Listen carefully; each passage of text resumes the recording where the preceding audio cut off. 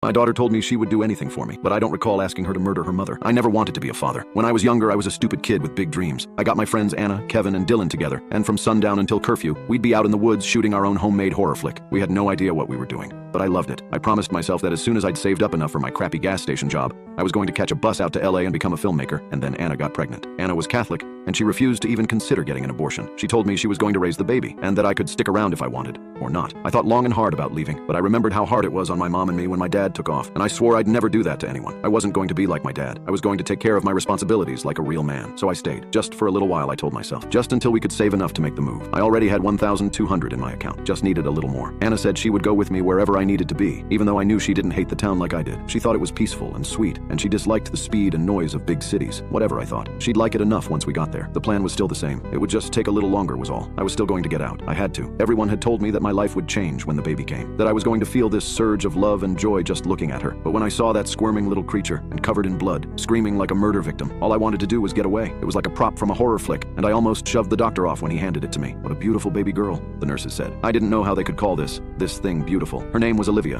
and she loved me. Whenever she bumped her knee, she wanted me to kiss it. When it was time for bed, she wanted me to read her a story. When the other kids were mean to her at school, it was my shoulder she wanted to cry on. She followed me everywhere and looked at everything I did with total admiration and awe. I wish I could tell you I warmed to her, but there's no use in lying about these things. Not anymore. Not after what happened. Anna tried so hard to win our daughter's love, but no matter how many times she cooked Olivia's favorite meal or bought her expensive toys from the store, Olivia only wanted to spend time with Daddy, Daddy, Daddy, Daddy, all damn day long. Anna resented me. She picked fights about how I was monopolizing our daughter's affection. I tried to tell her that it wasn't my fault, that I wished they could spend more time together and leave me alone for even half a minute. I yelled at my wife, not caring that my daughter was listening from her room. I kept waiting for all that love and joy I was supposed to feel, but I only felt constant irritation and disgust in the presence of this grubby, filthy, loud, selfish little creature. This creature that followed me like a mangy puppy, her sticky, stinking fingers on my leg, on my hands, on my face, and always when my revulsion had reached its highest pitch and I was ready to blow up at her just for being born, she would look at me with those big blue eyes and say, "I love you, Daddy," and she would wait for me to say it back, but I could only nod and send her off to bed. I worked longer hours, but it became harder to save money. Olivia needed school supplies, ADHD meds, clothes, lunch money. Anna kept buying toys,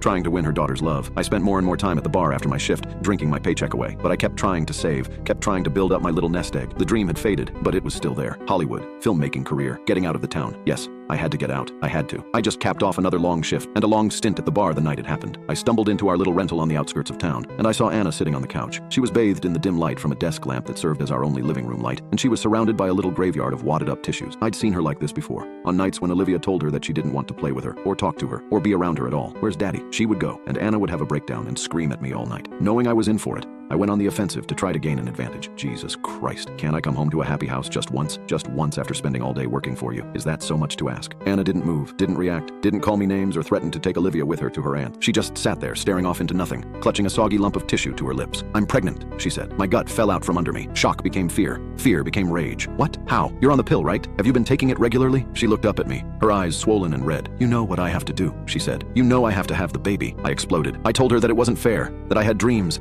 that it was my life that she was destroying. I accused her of purposefully sabotaging my dreams out of jealousy, of conspiring to have another baby because Olivia didn't love her. "What's wrong, Daddy?" Olivia was standing in the doorway looking at me with those big, wet blue eyes. "Go back to bed, baby," Anna sobbed. "Are you okay, Daddy?" Olivia said. "Listen to your mother," I said. "Are you mad?" Olivia said. "Get back to bed now." "But Daddy, if you're mad, I want to help." "Shut up and get to bed," I screamed. She stared at me, a deep well of hurt in her eyes. She scurried from the doorway and slammed the door to her room. I turned and went down the basement steps, slamming the door behind me. I paced around the concrete floor for hours, thinking. In the dim light, I stumbled into an old cardboard box. I looked down at it, then opened it up. It was the movie camera, and the tapes I'd used to make my horror movie in high school. I dusted one off, and went to the little TV card in the corner with the old VHS machine connected to it. I plugged them in, then slid the tape into the machine, listening to the ancient gears whine and spool inside. I watched the movie, tearing up as I looked at myself in my stupid youth. "Why are you sad, Daddy?" I turned. Olivia was standing behind me, her big, sad eyes watching me cry. I tried to wipe my face clean, feeling my skin flush with shame. "I thought I told you to go to bed," I said. She looked up to the dusty TV screen. "What's that?" she said. I followed her eyes. It was the climactic moment when my character, who was secretly the killer all along, murders Anna's character. I was straddling her and driving a fake plastic knife into her gut while she screamed and choked on barbecue sauce. "That's my movie," I said. Her eyes opened wide in admiration. "Yes," I said, too exhausted to even yell at her anymore. "That's me and your mom. That's what we looked like when we were young." 16-year-old Anna screamed while we watched. Her screams sometimes conspicuously changing pitch every time the shot switched to a different angle. You make movies? Olivia said. I used to, I said. I haven't made any in a long time. Why not? Because I'm a daddy now,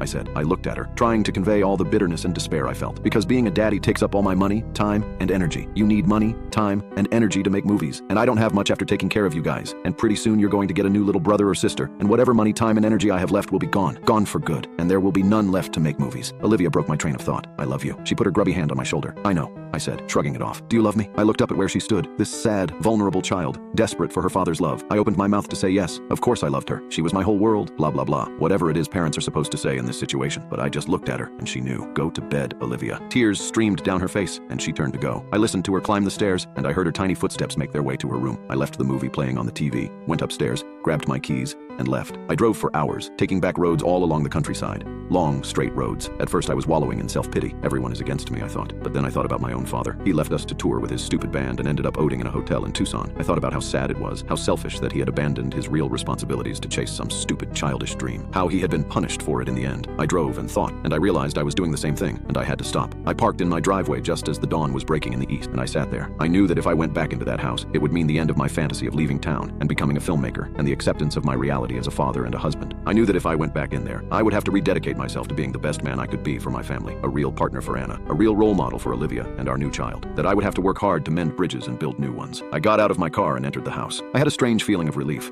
not being burdened by that old dream anymore, not having to worry about making a life that wasn't realistic. For the first time in years, I didn't feel like a failure. I entered the house with a new sense of purpose, of gratitude, of peace. Finally, after all this time, I felt the love for my family that I was supposed to feel. Anna, I said, we have to talk. I'm sorry for I turned the corner into the kitchen. Anna was sprawled out on the floor, her skin gray, her face slack, her eyes rolled up in her skull. She was laying in a dark pool of spattered blood, a huge crimson stain oozing slowly across the linoleum, glinting in the bright morning light. Olivia sat straddled across her chest, a kitchen knife held in her tiny hands, her shaking arms driving the blade again and again into Anna's lifeless gut. Olivia who wanted to help her daddy. Olivia who wanted her daddy to have all the money, time, and energy in the world. Olivia who would do anything to make her daddy's dreams come true. Olivia stared up at me in the soft golden light. Do you love me now, Daddy? She said as cold blood streaked down her cheeks like tears. Do you love me now?